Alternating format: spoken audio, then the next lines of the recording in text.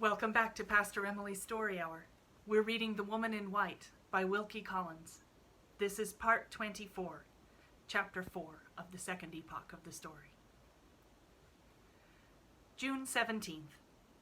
Just as my hand was on the door of my room, I heard Sir Percival's voice calling to me from below. "I must beg you to come downstairs again," he said. "It is Fosco's fault, Miss Halcombe, not mine. He has started some nonsensical objection to his wife being one of the witnesses, and has obliged me to ask you to join us in the library." I entered the room immediately with Sir Percival. Laura was waiting by the writing table, twisting and turning her garden hat uneasily in her hands. Madame Fosco sat near her in an armchair, imperturbably admiring her husband, who stood by himself at the other end of the library, picking off the dead leaves from the flowers in the window. The moment I appeared, the Count advanced to meet me and to offer his explanations. "1,000 pardons, Miss Halcombe," he said. "You know the character which is given to my countrymen by the English. We Italians are all wily and suspicious by nature in the estimation of the good John Bull. Set me down, if you please, as being no better than the rest of my race. I am a wily Italian and a suspicious Italian. You have thought so yourself, dear lady, have you not? Well, it is part of my wiliness and part of my suspicion to object to Madame Fosco being a witness to Lady Glyde's signature, when I am also a witness myself." "There is not the shadow of a reason for his objection," interposed Sir Percival. "I have explained to him that the law of England allows Madame Fosco to witness a signature as well as her husband." "I admit it," resumed the Count. "The law of England says yes, but the conscience of Fosco says no." He spread out his fat fingers on the bosom of his blouse and bowed solemnly, as if he wished to introduce his conscience to us all in the character of an illustrious addition to the society. What this document which Lady Glyde is about to sign may be," he continued, "I neither know nor desire to know. I only say this: circumstances may happen in the future which may oblige Percival or his representatives to appeal to the two witnesses, in which case it is certainly desirable that those two witnesses should represent two opinions, which are perfectly independent the one of the other.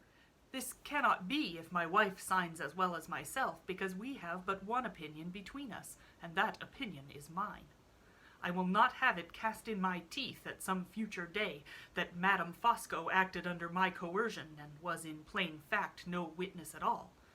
I speak in Sir Percival's interest when I propose that my name shall appear as the nearest friend of the husband, and your name, Miss Halcombe, as the nearest friend of the wife.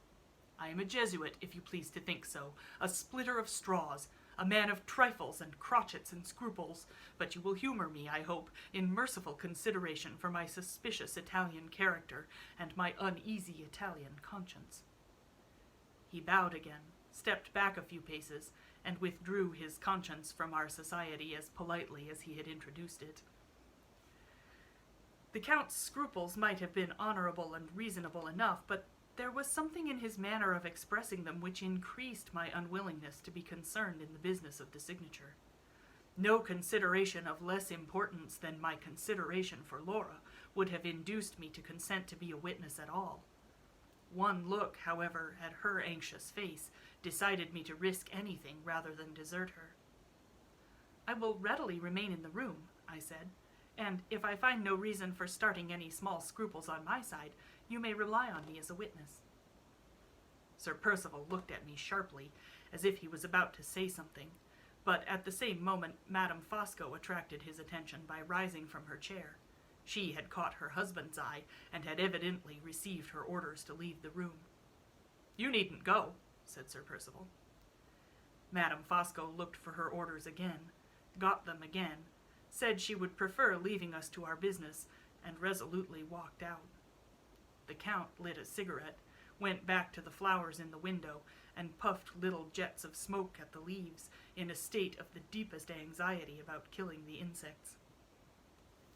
Meanwhile, Sir Percival unlocked a cupboard beneath one of the bookcases, and produced from it a piece of parchment, folded longwise many times over. He placed it on the table, opened the last fold only, and kept his hand on the rest. The last fold displayed a strip of blank parchment, with little wafers stuck on it at certain places. Every line of the writing was hidden in the part which he still held folded up under his hand. Laura and I looked at each other. Her face was pale, but it showed no indecision and no fear. Sir Percival dipped a pen in ink and handed it to his wife. "Sign your name there," he said, pointing to the place. "You and Fosco are to sign afterwards, Miss Halcombe, opposite those two wafers. Come here, Fosco. Witnessing a signature is not to be done by mooning out of windows and smoking into the flowers." The Count threw away his cigarette and joined us at the table, with his hands carelessly thrust into the scarlet belt of his blouse, and his eyes steadily fixed on Sir Percival's face. Laura, who was on the other side of her husband with the pen in her hand, looked at him too.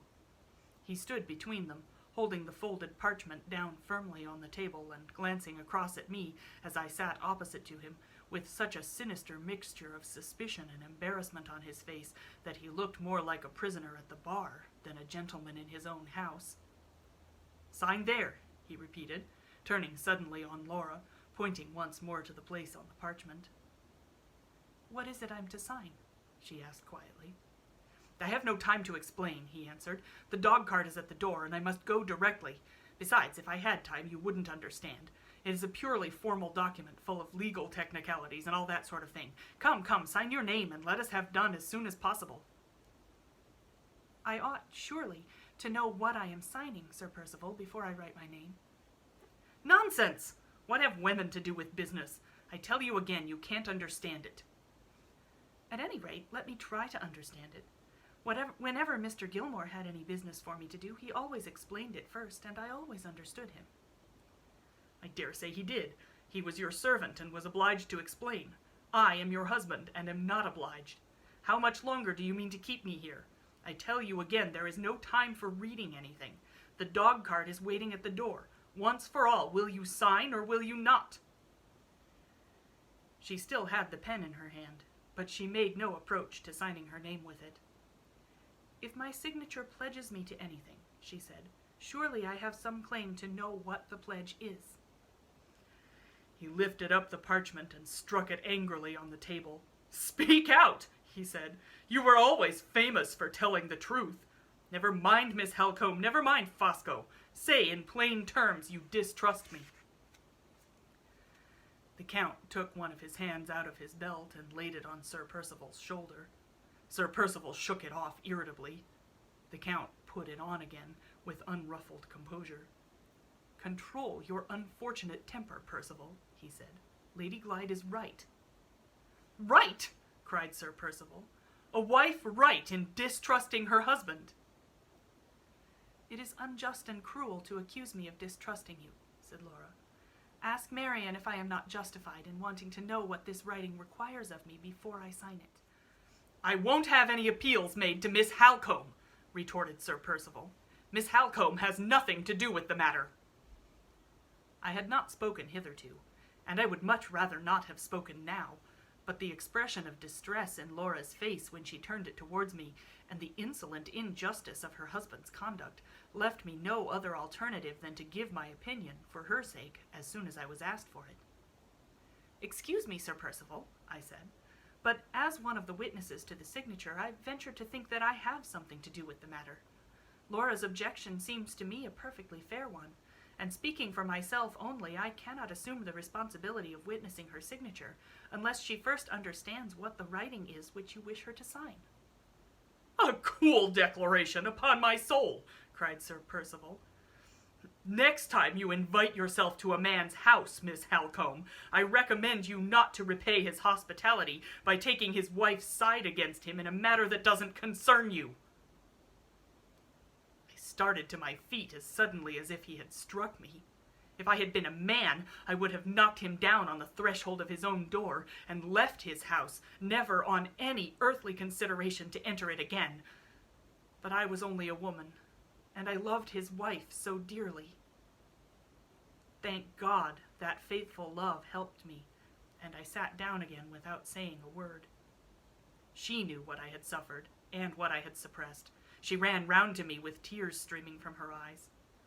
"Oh, Marian," she whispered softly, "if my mother had been alive, she could not have done any more for me." "Come back and sign!" cried Sir Percival from the other side of the table. "Shall I?" she asked in my ear. "I will if you tell me." "No," I answered. "The right and the truth are with you. Sign nothing unless you have read it first." "Come back and sign!" he reiterated in his loudest and angriest tones. The Count, who had watched Laura and me with a close and silent attention, interposed for the second time. "Percival," he said, "I remember that I am in the presence of ladies. Be good enough, if you please, to remember it too." Sir Percival turned on him, speechless with passion. The Count's firm hand slowly tightened its grasp on his shoulder, and the Count's steady voice quietly repeated, "Be good enough, if you please, to remember it too." They both looked at each other. Sir Percival slowly drew his shoulder from under the Count's hand, slowly turned his face away from the Count's eyes, doggedly looked down for a little while at the parchment on the table, and then spoke with the sullen submission of a tamed animal rather than the becoming resignation of a convinced man. "I don't want to offend anybody," he said, "but my wife's obstinacy is enough to try the patience of a saint. I have told her this is merely a formal document, and what more can she want? You may say what you please, but it is no part of a woman's duty to set her husband at defiance. Once more, Lady Glyde, and for the last time, will you sign, or will you not?" Laura returned to his side of the table and took up the pen again. "I will sign with pleasure," she said, "if you will only treat me as a responsible being. I care little what sacrifice is required of me if it will affect no one else and lead to no ill results." "Who talked of a sacrifice being required of you?" he broke in, with a half-suppressed return of his former violence. "I only meant," she resumed, "that I would refuse no concession which I could honorably make. If I have a scruple about signing my name to an engagement of which I know nothing, why should you visit it on me so severely? It is rather hard, I think, to treat Count Fosco's scruples so much more indulgently than you have treated mine." This unfortunate, yet most natural, reference to the Count's extraordinary power over her husband, indirect as it was, set Sir Percival's smouldering temper on fire again in an instant. "Scruples!" he repeated. "Your scruples? It is rather late in the day for you to be scrupulous. I should have thought you had got over all weakness of that sort when you made a virtue of necessity by marrying me." The instant he spoke those words, Laura threw down the pen, looked at him with an expression in her eyes which, throughout all my experience of her, I had never seen in them before, and turned her back on him in dead silence. This strong expression of the most open and most bitter contempt was so entirely unlike herself, so utterly out of her character, that it silenced us all. There was something hidden, beyond a doubt, under the mere surface brutality of the words which her husband had just addressed to her. There was some lurking insult beneath them, of which I was wholly ignorant, but which had left the mark of its profanation so plainly on her face that even a stranger might have seen it. The Count, who was no stranger, saw it as distinctly as I did. When I left my chair to join Laura, I heard him whisper under his breath to Sir Percival, "You idiot!" Laura walked before me to the door as I advanced, and at the same time her husband spoke to her once more. "You positively refuse, then, to give me your signature," he said, in the altered tone of a man who was conscious that he had let his own license of language seriously injure him. "After what you have just said to me," she replied firmly, "I refuse my signature until I have read every line in that parchment from the first word to the last. Come away, Marian. We have remained here long enough." "One moment," interposed the Count, before Sir Percival could speak again. "One moment, Lady Glyde, I implore you." Laura would have left the room without noticing him, but I stopped her. "Don't make an enemy of the Count," I whispered. "Whatever you do, don't make an enemy of the Count." She yielded to me. I closed the door again, and we stood near it, waiting. Sir Percival sat down at the table with his elbow on the folded parchment and his head resting on his clenched fist. The Count stood between us, master of the dreadful position in which we were placed, as he was master of everything else. Lady Glyde, he said, with a gentleness which seemed to address itself to our forlorn situation instead of to ourselves. Pray pardon me if I venture to offer one suggestion, and pray believe that I speak out of my profound respect and my friendly regard for the mistress of this house. He turned sharply towards Sir Percival. Is it absolutely necessary, he asked, that this thing here under your elbow should be signed today? It is necessary to my plans and wishes, returned the other sulkily, but that consideration, as you may have noticed, has no influence with Lady Glyde. Answer my question plainly. Can the business of the signature be put off until tomorrow, yes or no? Yes, if you will have it so. Then what are you wasting your time for here? Let the signature wait till tomorrow. Let it wait till you come back. Sir Percival looked up with a frown and an oath. You are taking a tone with me that I don't like, he said. A tone I won't bear from any man. I am advising you for your own good, returned the Count with a quiet smile of contempt. Give yourself time. Give Lady Glyde time. Have you forgotten that your dog-cart is waiting at the door? My tone surprises you. I dare say it does. It is the tone of a man who can keep his temper. How many doses of good advice have I given you in my time? More than you can count. Have I ever been wrong? I defy you to quote me an instance of it. Go, take your drive. The matter of the signature can wait till tomorrow. Let it wait, and renew it when you come back. Sir Percival hesitated and looked at his watch. His anxiety about the secret journey which he was to take that day, revived by the Count's words, was now evidently disputing possession of his mind with his anxiety to obtain Laura's signature. He considered for a little while, and then got up from his chair. It is easy to argue me down, he said, when I have no time to answer you. I will take your advice, Fosco, not because I want it or believe in it, but because I can't stop here any longer. He paused and looked round darkly at his wife. If you don't give me your signature when I come back tomorrow... The rest was lost in the noise of his opening the bookcase cupboard again and locking up the parchment once more. He took his hat and gloves off the table and made for the door. Laura and I drew back to let him pass. Remember tomorrow, he said to his wife, and went out. We waited to give him time to cross the hall and drive away. The Count approached us while we were standing near the door. You have just seen Percival at his worst, Miss Halcombe, he said.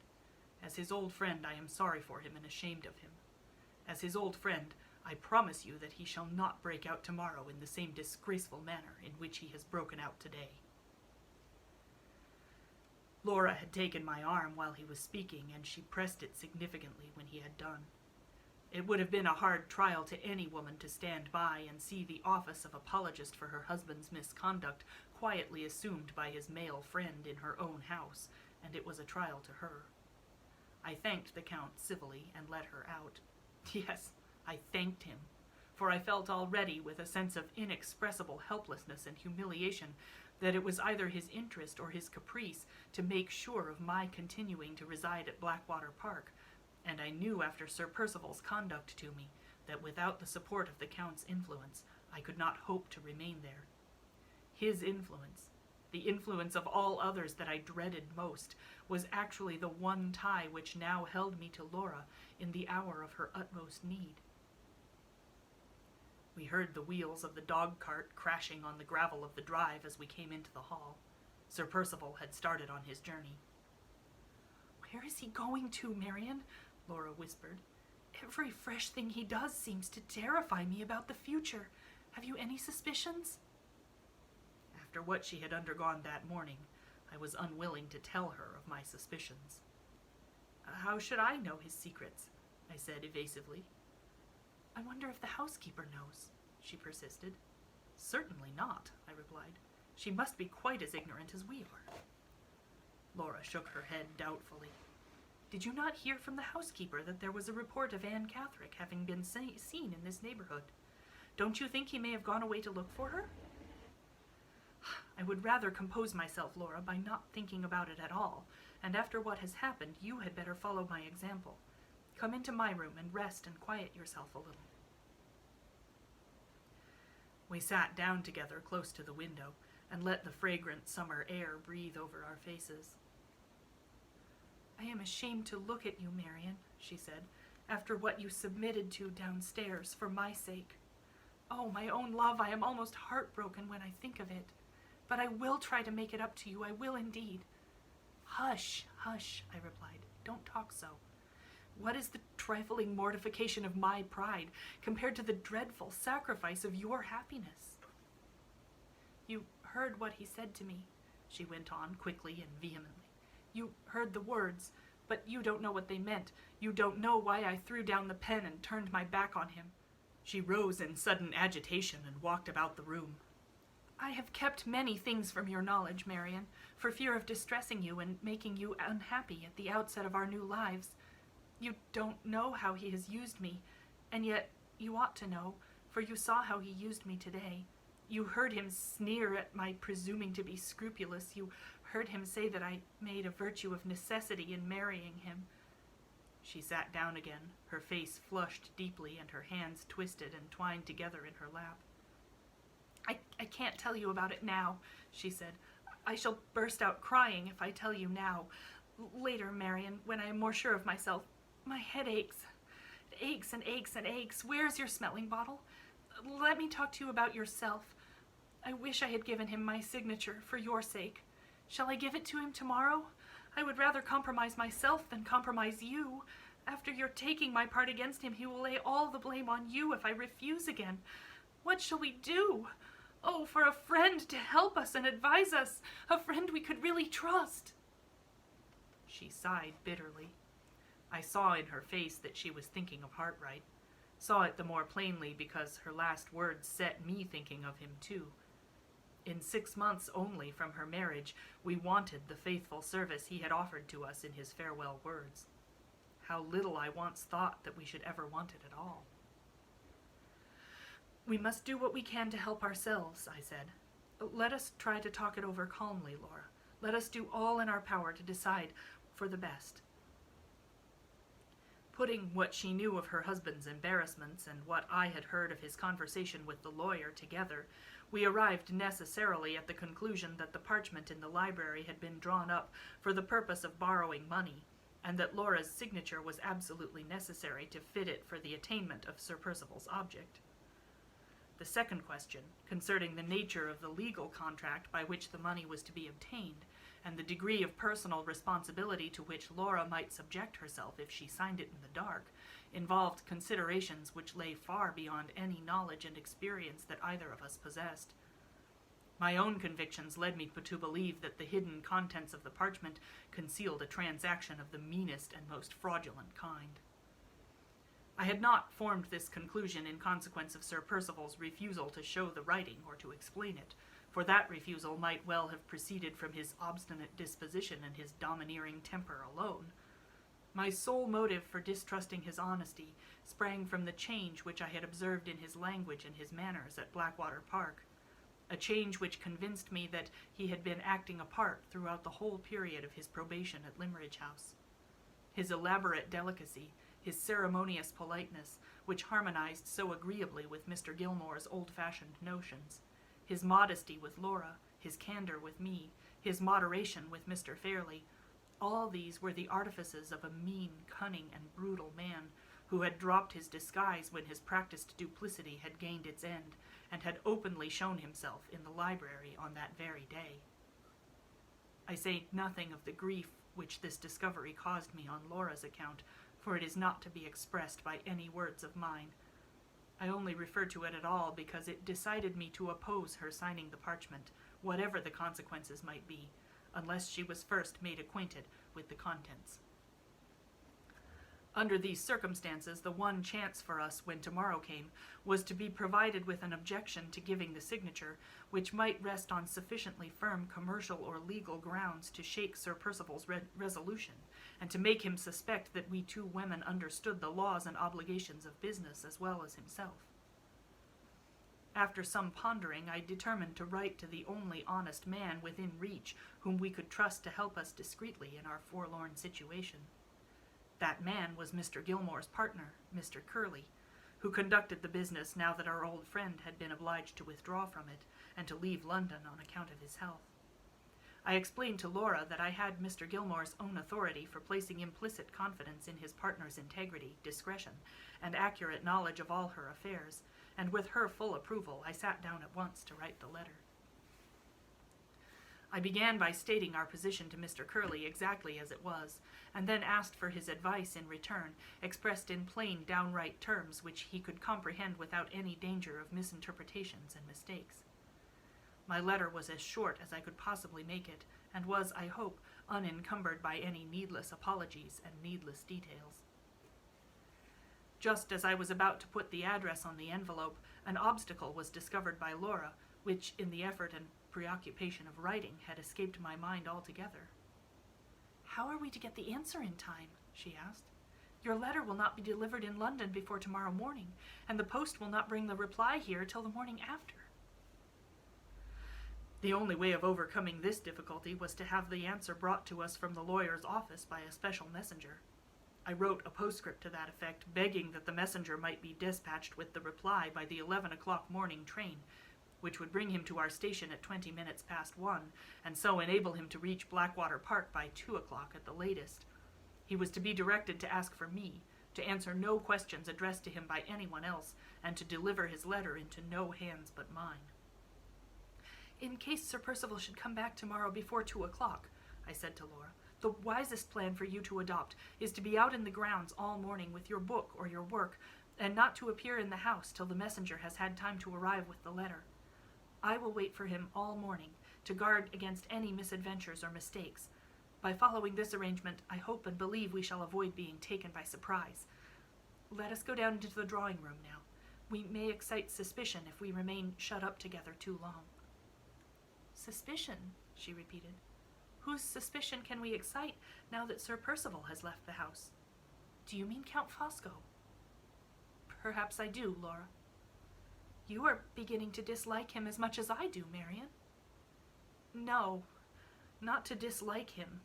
Dislike is always more or less associated with contempt. I can see nothing in the Count to despise." "You are not afraid of him, are you?" "Perhaps I am, a little." "Afraid of him, after his interference in our favor today?" "Yes, I am more afraid of his interference than I am of Sir Percival's violence. Remember what I said to you in the library. Whatever you do, Laura, don't make an enemy of the Count." We went downstairs. Laura entered the drawing room, while I proceeded across the hall with my letter in my hand to put it into the post bag which hung against the wall opposite to me. The house door was open, and as I crossed past it I saw Count Fosco and his wife standing talking together on the steps outside, with their faces turned towards me. The Countess came into the hall rather hastily and asked if I had the leisure for 5 minutes' private conversation. Feeling a little surprised by such an appeal from such a person, I put my letter into the bag and replied that I was quite at her disposal. She took my arm with unaccustomed friendliness and familiarity, and instead of leading me into an empty room, drew me out with her to the belt of turf which surrounded the large fish pond. As we passed the Count on the steps, he bowed and smiled, and then went at once into the house, pushing the hall door after him, but not actually closing it. The Countess walked me gently round the fish pond. I expected to be made the depository of some extraordinary confidence, and I was astonished to find that Madame Fosco's communication for my private ear was nothing more than a polite assurance of her sympathy for me after what had happened in the library. Her husband had told her all of what had passed, and of the insolent manner in which Sir Percival had spoken to me. This information had so shocked and distressed her, on my account and on Laura's, that she had made up her mind, if anything of the sort happened again, to mark her sense of Sir Percival's outrageous conduct by leaving the house. The Count had approved of her idea, and she now hoped that I approved of it too. I thought this a very strange proceeding on the part of such a remarkably reserved woman as Madame Fosco, especially after the interchange of sharp speeches which had passed between us during the conversation in the boat-house on that very morning. However, it was my plain duty to meet a polite and friendly advance on the part of one of my elders with a polite and friendly reply. I answered the Countess accordingly in her own tone, and then, thinking we had said all that was necessary on either side, made an attempt to get back to the house. But Madame Fosco seemed resolved not to part with me, and to my unspeakable amazement resolved also to talk. Hitherto the most silent of women, she now persecuted me with fluent conventionalities on the subject of married life, on the subject of Sir Percival and Laura, on the subject of her own happiness, on the subject of the late Mr. Fairlie's conduct to her in the matter of her legacy, and on half a dozen other subjects besides, until she had detained me walking round and round the fish pond for more than half an hour, and had quite wearied me out. Whether she discovered this or not, I cannot say, but she stopped as abruptly as she had begun, looked towards the house door, resumed her icy manner in a moment, and dropped my arm of her own accord before I could think of an excuse for accomplishing my own release from her. As I pushed open the door and entered the hall, I found myself suddenly face to face with the Count again. He was just putting a letter into the post-bag. After he had dropped it in and had closed the bag, he asked me where I had left Madame Fosco. I told him, and he went out at the hall door immediately to join his wife. His manner when he spoke to me was so unusually quiet and subdued that I turned and looked after him, wondering if he were ill or out of spirits. Why my next proceeding was to go straight up to the post-bag and take out my own letter and look at it again with a vague distrust on me, and why the looking at it for the second time instantly suggested the idea to my mind of sealing the envelope for its greater security, are mysteries which are either too deep or too shallow for me to fathom. Women, as everybody knows, constantly act on impulses which they cannot explain even to themselves, and I can only suppose that one of those impulses was the hidden cause of my unaccountable conduct on this occasion. Whatever influence animated me, I found cause to congratulate myself on having obeyed it as soon as I prepared to seal the letter in my room. I had originally closed the envelope in the usual way, by moistening the adhesive point and pressing it on the paper beneath, and when I now tried it with my finger, after a lapse of full 3/4 of an hour, the envelope opened on the instant, without sticking or tearing. Perhaps I had fashioned it insufficiently. Perhaps there might have been some defect in the adhesive gum. Or perhaps... No, it is quite revolting enough to feel that third conjecture stirring in my mind. I would rather not see it confronting me in plain black and white. I almost dread tomorrow. So much depends on my discretion and self-control. There are 2 precautions, at all events, which I am sure not to forget. I must be careful to keep up friendly appearances with the Count, and I must be well on my guard when the messenger from the office comes here with the answer to my letter. Come back tomorrow for the next installment.